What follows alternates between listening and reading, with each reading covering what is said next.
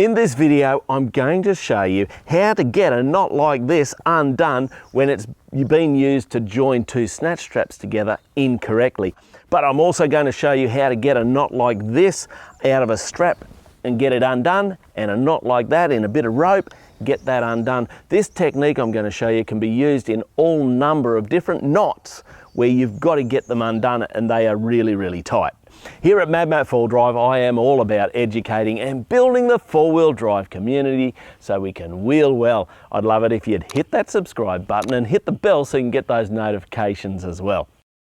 So many times when you're out four-wheel driving or out camping, you'll end up with a tent rope or a snatch strap or another strap or a tie-down strap like these ones that's got a knot in it, and somebody's tightened it up too tight, and you go, how do I get this undone? Now, I've seen people throw their gear away, and there's actually no need to do that. You don't need to throw these two snatch straps away, even though they've incorrectly been done, and that knot is really quite tight. So to set this scenario up, what I've done is with my two vehicles, I've joined these straps between the vehicles and I've driven the Bandera off and hit it pretty hard so that knot is genuinely tight.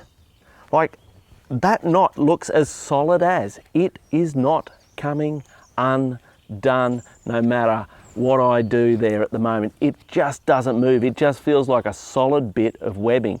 So what am I going to do? Well, it's really quite a simple technique, and I've done it out on the tracks with no tools, and I'll get to that in a minute, but I'm just going to show you the main way to do it. So what you're going to do, you're going to get your strap, you're going to put it on a block of wood. The reason for the wood is you don't want to damage the strap.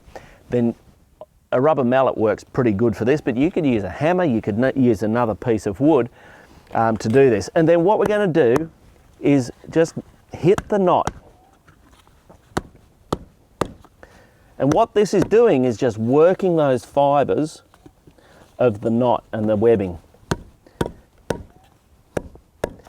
Okay, I can already feel this knot is starting to come loose. Now you do that a few times and just have a play with it and see if there's any movement developing. Not yet, so you just keep giving it these smacks. You smack it, smack it, smack it. Naughty, naughty, naughty, naughty, naughty, naughty, naughty, naughty, naughty piece of strap stuff. There you go. Okay, I can feel that is starting to loosen up. It's still got a little bit to go, but I'm actually getting some movement in that now.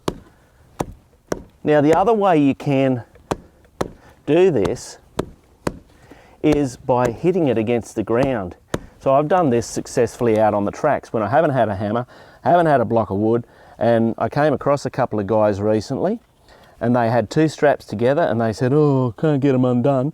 I'm going to have to throw it in the bin. Look at that. See how it's loosening up? There we go. Look at that. Look. There she goes. Ha ha. Okay, so there you go. That knot, which was not moving, is now undone. And here's the thing. That's actually warmed up. Those fibers have got heat in them now. Now, I know you can't feel it, but I can, so trust me on that. All right, so that worked for that strap there. How does it work on a bit of multi-braid rope like this? Well, exactly the same. It does take a little bit more work, but it does work. Now, there is a little bit of a trick you need to do with this. I've got to come back to tell him a story there in a minute. I'll get to that. Okay, so I've given that a few hits. Now, when you work this one, twist the fibers in that direction. See, undo, do. So do that direction, because that just tightens the fibers together a bit so that they've got more desire to go and come undone. Okay, so this is still too tight. So we just keep working that knot. Rotate the knot under the hammer so that it's working every which way. Okay, I think that's going to start coming loose in a second. Come on now. I can feel it's a bit softer than it was. Yeah, that's going to come in a second. It's not quite there. Not quite there, but I'm just working that. Even this motion just with my fingers is actually getting it to soften up. Now at the end of the video, I'm going to not only show you how to correctly join the snatch straps, which we're getting to in a minute, I'm going to show you a little tool that you can use, and it's not a magazine. Okay, so here we go, here it goes. I reckon I'm just about to get it. See in there, see that gap? That's where the strands are coming apart. Look at that. Here it goes. Hey? Doesn't that work a little treat, hey? So, okay, so rope, I've found rope like this is actually the hardest. So I'll undo it and make another knot. Oh, there we go. Okay, so that's that one out of the way. Put that over here behind me. Go away. Right, so let's deal with the snatch straps. So when we were doing this, I had Mrs. Mad Matt, who's on camera now, in the 105 series, which isn't on camera, but it's just there, and this snatch strap's hooked up to it. Okay, she was on the brakes, and I'm in the Bundera, second gear low range, diff lock on, driving that way, and we gave it 2 really good hits, and that's how tight this is. Now, that's just solid, okay? That's not coming undone easily. All right, so let's just see what we do when we hit it. Now, some people say that soaking your straps in water in this area and even a bit of detergent in the water can help soften them. Makes sense. I've never bothered. I've never had to do that. I've always had success with the method I'm showing you here. But hey, it's good to know these things, know what other people have done, found, and experienced over the years. So back to my story. So we're out on a local track, and there's a couple of fellas, I don't know them, and they've got a snatch strap joined together like this, and they're trying to undo it with their fingers, and they're not getting anywhere.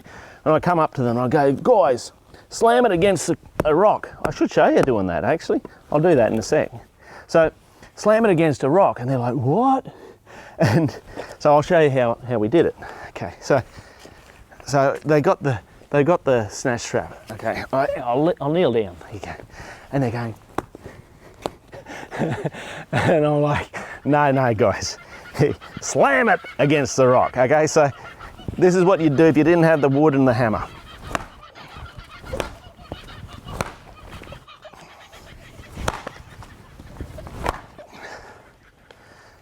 Okay, it's the same effect as hitting it with the hammer. Okay, this one hasn't loosened yet. Now this one, keep in mind, I hit this hard when we were tightening it. Now, what I don't like about this, and it is happening here now, so I'm going to go back to the hammer. You know, out on the trail you do things, but you can see we're damaging the protective sheath on the eyelet. I don't really want to do that, because if I damage this, I may as well not take the knot out and throw it in the bin, because the snatch strap's not going to be good. So that's where the block of wood and the hammer it's a better way to do it. So I'm going to go back to that. But you get the idea. If you're on a trail and you're needing to get your straps undone because, you know, somebody did the wrong thing or something went wrong, and you end up with this situation, this is what you can do. Okay, so my wood's getting sick of being hit. Okay, she's starting to loosen up there now. I feel movement in it. There it goes. So this was as solid as a moment ago. Like seriously, it just felt like a solid piece of strap. Look at that. There she goes. Look at that. You can see that that's now going to come apart and we're all good.